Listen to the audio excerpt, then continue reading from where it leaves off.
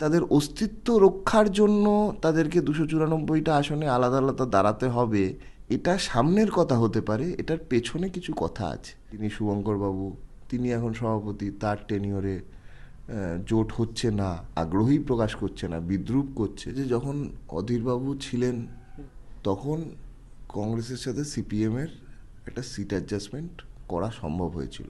কংগ্রেসও বুঝছে, সিপিএমও বুঝছে, বিজেপিও বুঝছে, তৃণমূলও বুঝছে কংগ্রেসের সুবিধা হবে না।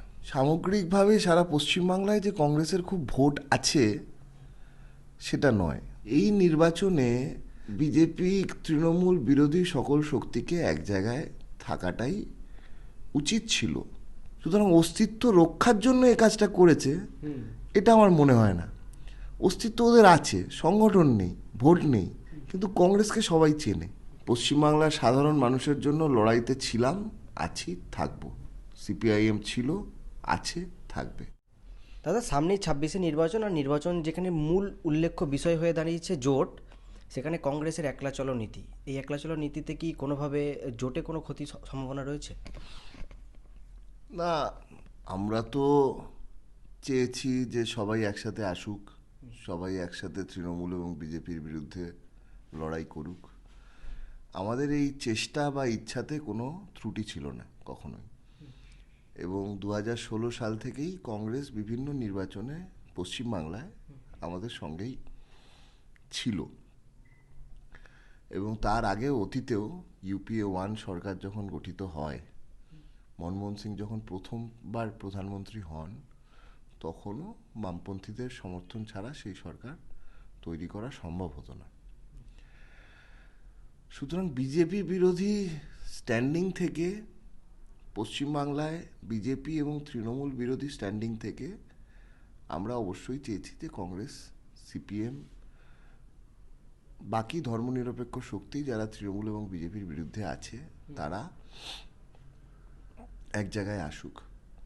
বামপন্থীদের, সিপিআইএমের এটাই ইচ্ছা, এটাই চেষ্টা ছিল।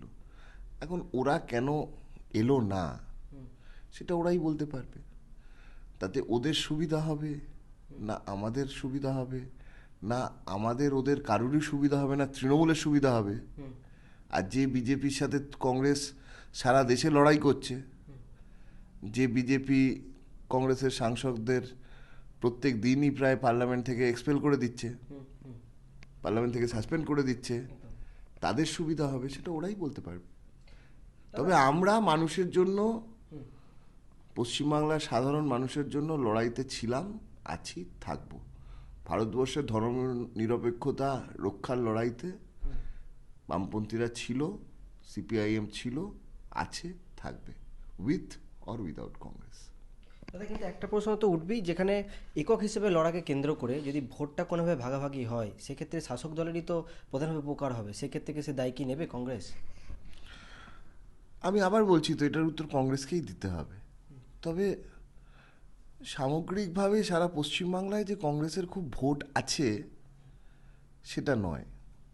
কংগ্রেসের ভোট মানে হাত চিহ্নের ভোট কয়েকটা জেলাতেই ফোকাসড, কয়েকটা জেলাতেই রয়েছে, কয়েকটা অঞ্চলে রয়েছে। সুতরাং সেখানে যদি হাত চিহ্নের সাথে কাস্তে হাতুড়ি তারা যুক্ত হয়ে লড়তো, সেই জায়গাগুলো একেবারে নিশ্চিত হতো। কিন্তু যেখানে কংগ্রেস আছে সেখানে যে একেবারে কাস্তে হাতুড়ি তারা নেই তা তো নয়। এবার যদি ওরা মনে করে যে শুধু একা কংগ্রেস হাত নিয়ে লড়ে বিজেপিকেও হারাবে, তৃণমূলকেও হারাবে, কাস্তে হাতুড়ি তারাকেও হারাবে, সেটা কতটা সম্ভব হবে সেটা নিয়ে আমি সন্দিহান। তবে এটা ঠিক যে যে জায়গায় কংগ্রেসের সংগঠন শক্তিশালী ছিল, কংগ্রেসের ভোট ছিল, সেখানে কংগ্রেস এবং সিপিএম একজোট হলে সেই জায়গাগুলো, এবার যা নির্বাচনের মানে পরিধি তৈরি হয়েছে, এইবার যা নির্বাচনের মানে ভাবনা আসছে, যে ছবিটা প্রকাশ পাচ্ছে, তাতে সেই জায়গাগুলো কংগ্রেস সিপিএম একসাথে লড়লে জয় বিজেপি বিরোধী, তৃণমূল বিরোধী শক্তির জয় নিশ্চিত হতো। আরও একটি বিষয় যেটি লক্ষ্য করা যাচ্ছে যে, তুমি আমার পূর্বের উত্তরেই বললে যে যেখান থেকে কংগ্রেসের একাধিক জায়গা যেখানে তারা খুব গুটি কয়েক জায়গাতে সেখানে জিততে পারে এমনটা আশঙ্কা জেলা ভিত্তিক, কিন্তু কংগ্রেস তো বলছে 294টা আসনেই তারা প্রার্থী দেবে। সেক্ষেত্রে তো প্রার্থী দেওয়াই হবে শুধুমাত্র, কোনো কি ভালো আশা কি থাকবে আদেও? না, প্রার্থী দেওয়াটাও একটা রাজনৈতিক দলের কাছে কাজ। প্রার্থী দেওয়া মানে সেই প্রার্থীর পক্ষে দুটো পোস্টার পড়বে, দুটো ব্যানার পড়বে, সেই প্রার্থীর পক্ষে দুটো রাজনৈতিক সভা সমিতি হবে, প্রচার হবে।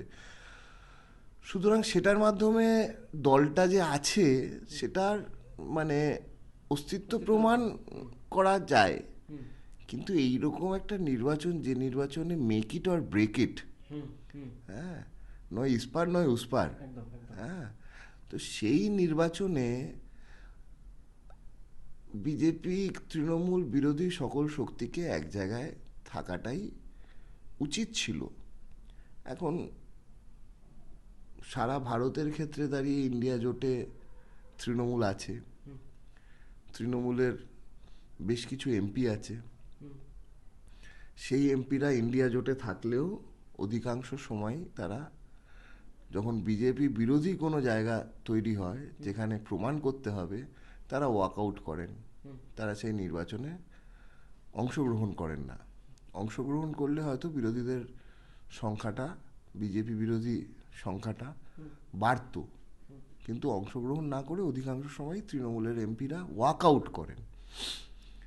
তো এর পরেও যদি কেন্দ্রীয় কংগ্রেসের নেতৃত্ব মনে করে যে তাদের এই ইন্ডিয়া জোটের সঙ্গে থাকা তৃণমূল, ওয়াকআউট তৃণমূল, যারা বিজেপিকে সুবিধা করে দেওয়ার জন্য, বিজেপিকে বাঁচানোর জন্য ইন্ডিয়া জোটে থেকেও, ইন্ডিয়া জোটের বাকি শরিকরা যখন বিজেপির বিরুদ্ধে ভোট করছে তখন তারা ওয়াকআউট করে, তাদেরকে ক্যারি করবে, তাহলে it is up to them.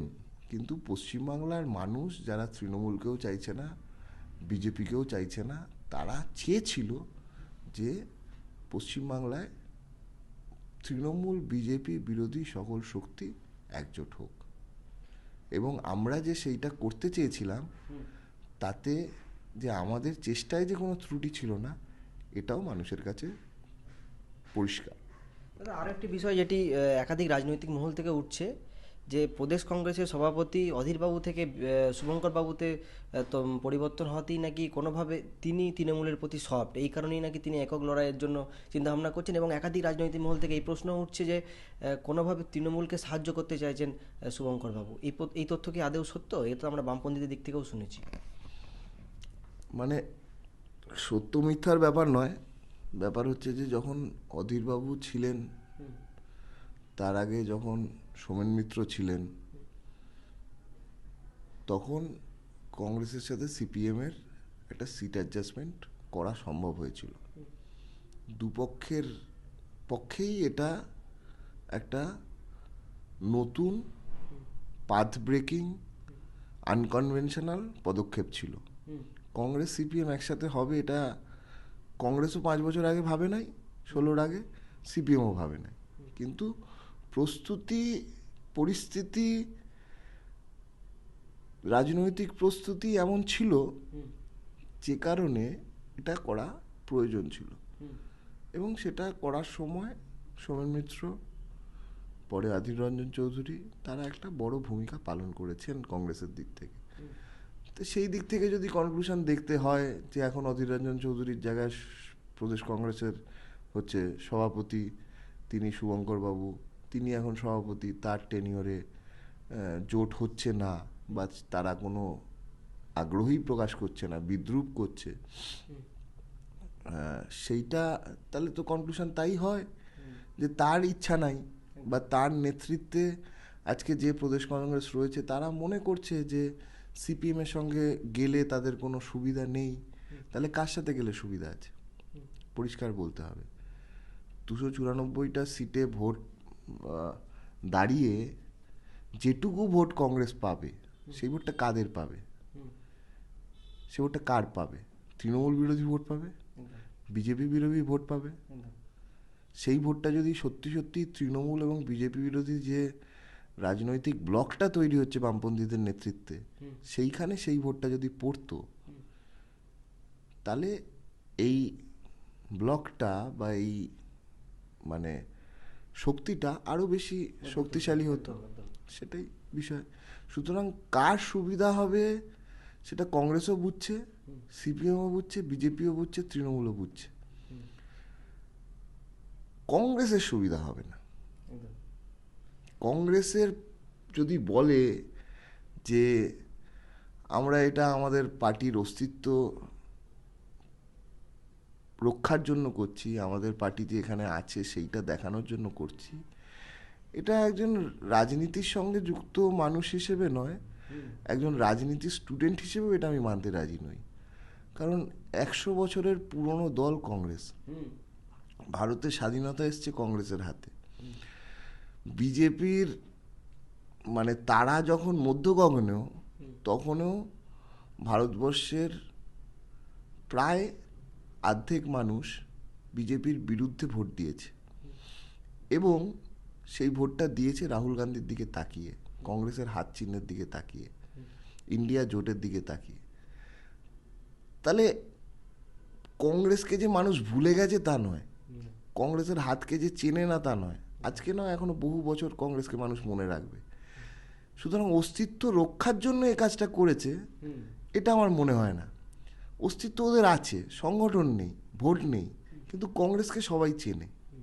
আর ভারতবর্ষে বিজেপি বিরোধী যে কোনো লড়াই যদি লড়তে হয়, তাহলে আমরা এটা আজও মনে করি যে সেই লড়াইতে সারা ভারতবর্ষের ক্ষেত্রে দাঁড়িয়ে কংগ্রেসকে বাদ রেখে সেই লড়াই করা সম্ভব হবে না।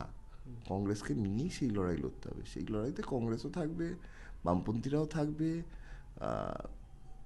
এআইডিএমকে থাকবে, ডিএমকে থাকবে, সবাই থাকবে। কিন্তু কংগ্রেসকে বাদ দিয়ে আজকে বিজেপির যা জায়গা, সেই জায়গাতে কংগ্রেসকে বাদ দিয়ে সারা ভারতে একটা লড়াই হচ্ছে বিজেপির বিরুদ্ধে, সেটা হবে না। সুতরাং এতগুলো কথা এই জন্য বলছি, এই সার্টিফিকেটগুলো কংগ্রেসকে এই জন্য দিচ্ছি যে কংগ্রেসের যে সমর্থকরা শুনবেন আমাদের কথা, তারা এইটা অন্তত বুঝুক যে তাদের অস্তিত্ব রক্ষার জন্য তাদেরকে 294টা আসনে আলাদা আলাদা দাঁড়াতে হবে।